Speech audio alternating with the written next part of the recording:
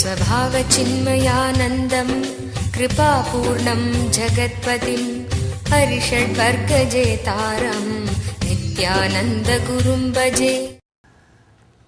You will be surprised how in the traditional Indian lifestyle, even few hundred years ago, people lived happily with one person. Understand? I have seen at least 2 cases and I have heard at least 25 to 30 cases. 100-year-old, the man will pass away within 3 hours, the lady, she will pass away. If you go to your native villages, you will hear these stories. Understand, passing away cannot happen just by shock. Just by simple shock, the person will not die. And especially after 100 years, why she will die if he dies? But see, they lived together. That is why they are very clear. Yes, now it is time. Let both of us leave the body.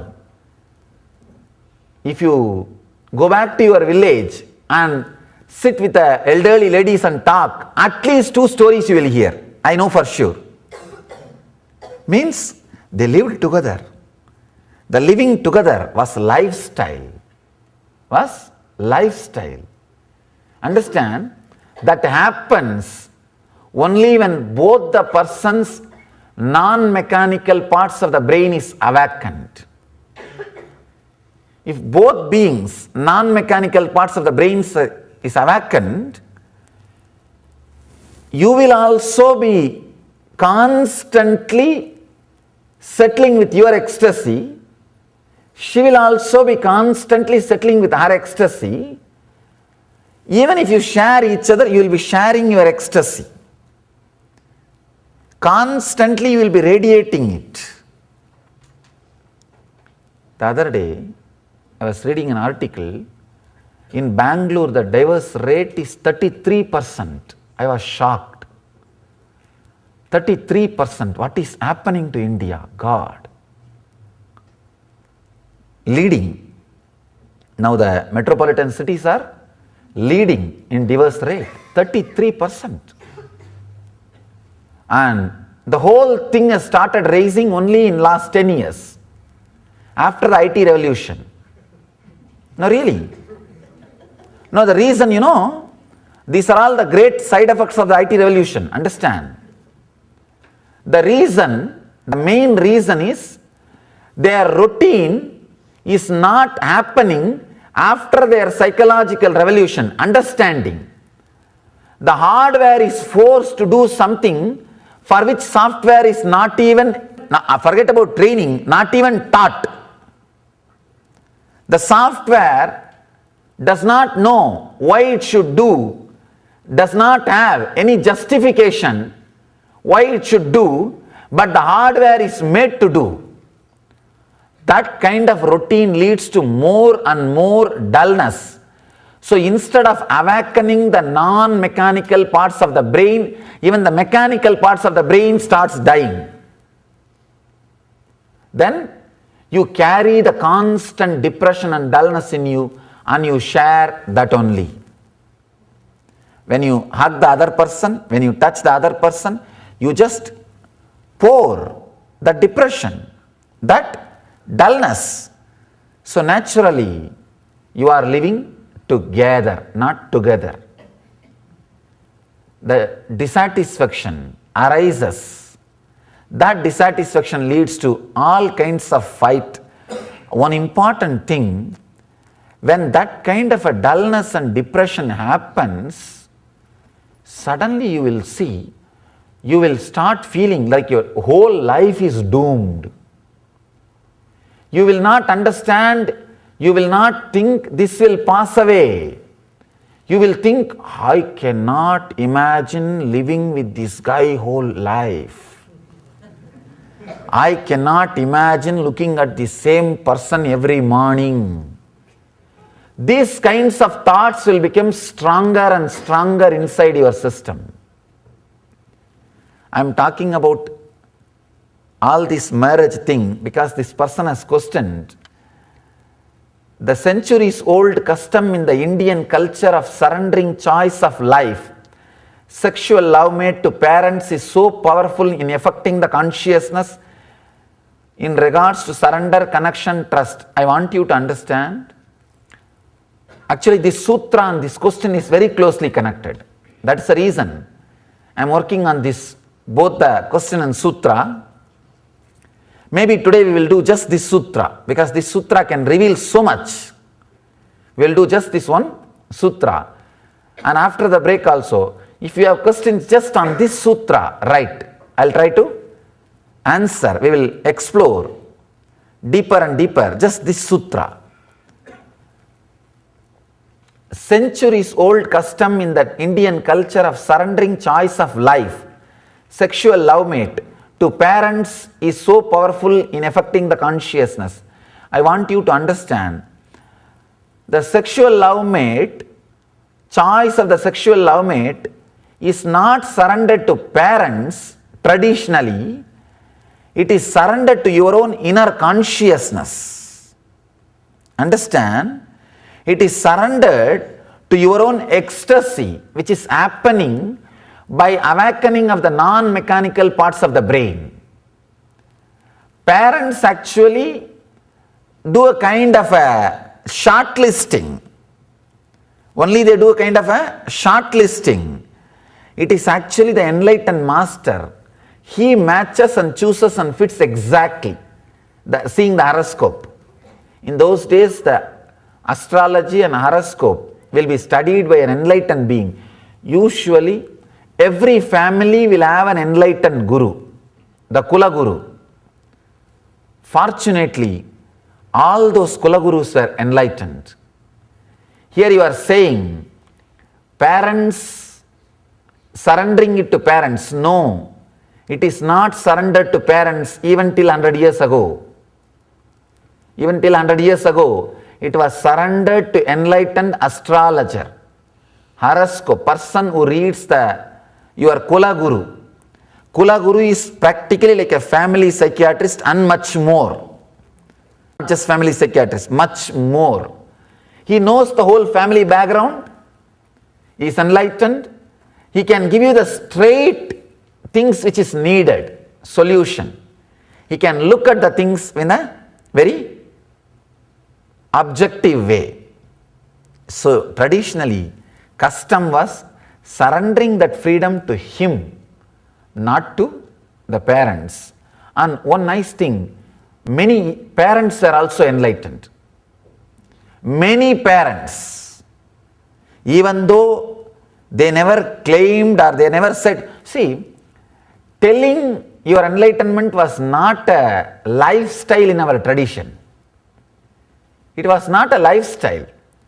And actually, even now, there is one big tradition of Siddha Parampara believes not to speak about your personal spiritual experience to others. They don't talk. Because now the number has become rare, we need to inspire more and more people coming inside this tradition. We are all made to tell, talk, just to inspire people. Otherwise, traditionally they don't inspire, they don't talk. We know so many elders, parents, who can solve completely their problem and others' problem and live in enlightenment. Living enlightenment, they don't talk. We had, fortunately, that kind of people. That is why we surrendered everything to them. And the funny thing, first time, both of them will meet only before tying the Mangal Sutra or the marriage ceremony. Some traditions, only after Mangal Sutra is tied, they will even remove that face veil. So much of authenticity, because both of them lived with the inner ecstasy. Both of them know very clearly the outer person is just there to share, not to demand. That is why you don't need to seek and search and date around. See, if it is a utility, like a buying commodity, you have to go around, experiment, find out and do. People, the other day, one person was telling me, What is this, Swamiji? In India, no freedom.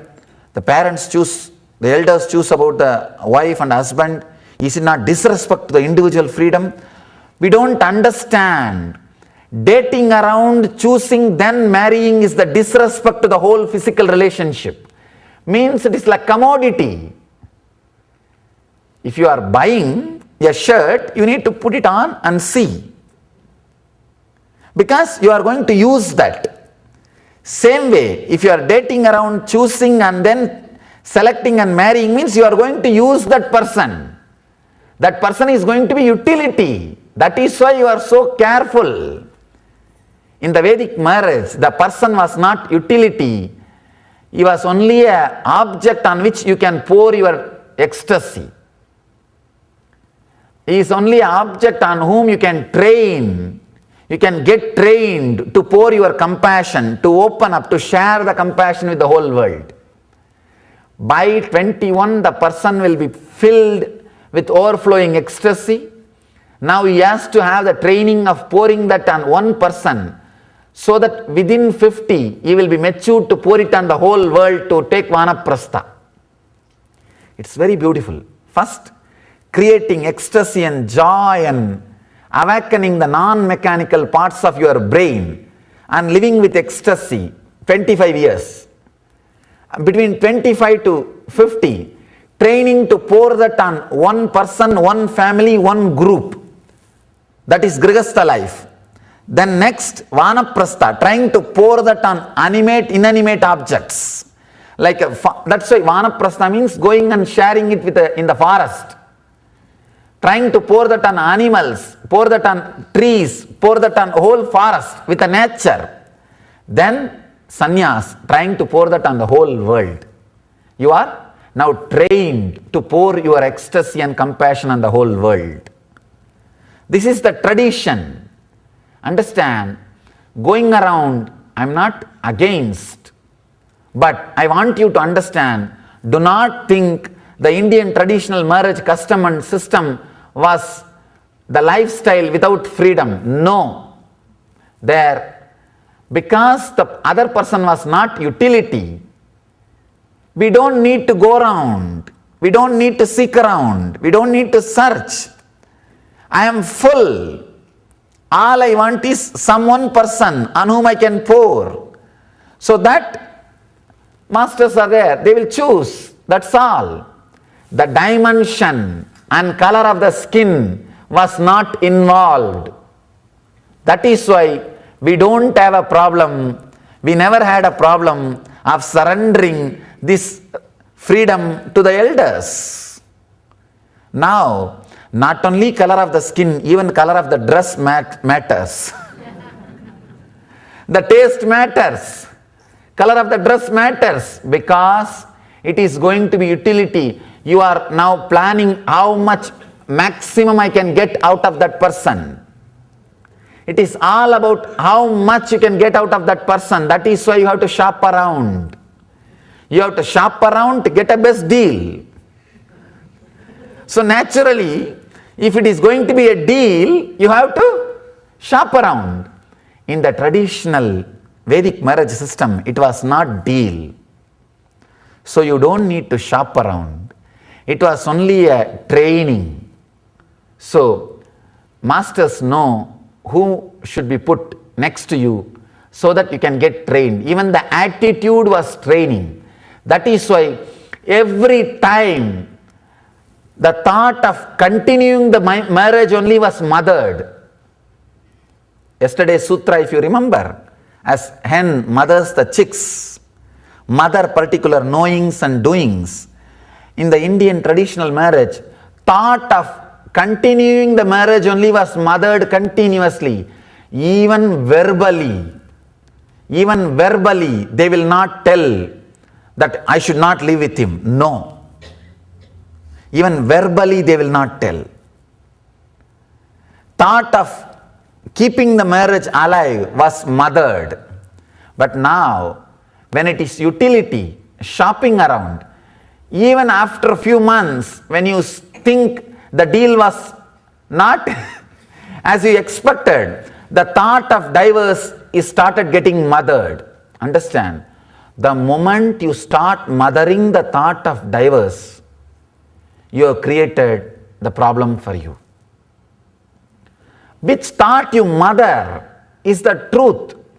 We never kept the relationship as a utility part. It was more pouring.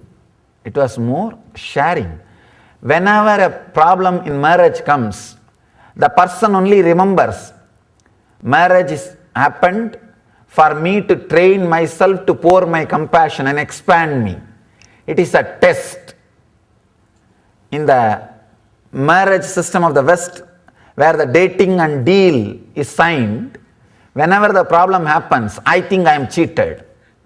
Now I have to stand up. I have to put my foot down. Where will you put? Already you are down. Where more you will put your foot down? Where more you will go down? I'll put my foot down. The whole attitude was different. The whole attitude was different. The essence, base was adding the Ananda Sutras to life. Understand? Adding the essential clarity which straight away brings ecstasy to your life. This sutra is a kind of a sutra. Just simple understanding will awaken the non-mechanical parts of your brain. And all you need to do is cooperate with it and allow that awakening of the non-mechanical parts of your brain to create your day routine. That's all. Understand? With the Nitya Sutras, you have to listen, internalize, remember and center yourself every day. It may not need a separate effort, but every moment you have to just remember and bring it back to the center, to that awakening, to that remembrance. Like Ajapa Japa, Ananda Gandha, putting your awareness on Agnya. There are so many methods. That and all is Nitya Sutra. Next is Dhyana Sutra. Understanding, internalizing, sitting particular time, half an hour, 1 hour, 20 minutes, 30 minutes, sitting and doing it. Dhyana Sutras. Ananda Sutras. Understand. The very understanding will give you the clarity. That clarity will automatically awaken the non-mechanical parts of your brain. When that awakening happens, a chaos will start happening in your routine. Means your routine will start getting arranged by itself. Cooperate with it. That is what I call living enlightenment. If you don't cooperate for the new ecstasy which happened, new awakening which happened, and if you force your old same dull routine on you, you may forget or you may bring your awakening back to same old person. Back to your dullness and deadness. Here, this Ananda Sutras does not need your effort, it needs only your cooperation. Listen very intensely and understand. Allow that awakening of non-mechanical parts of your brain to happen now, so that you can cooperate with it. Cooperating means when these understandings happen, the tremendous love, tremendous gratitude for the master or God or this understanding. If the devotion happens even to this understanding, that is the respect to the Veda Mata. That is the respect to the Veda Purusha. Respect to Veda Purusha means what? Respect to the understanding. Some one thing may start arising, something may start arising as a side effect. Just cooperate with all these things, that's all. Just go with all these things. You may always like to be around the people who are also in this kind of life. You may always love to talk or listen about this kind of things. Cooperate with it.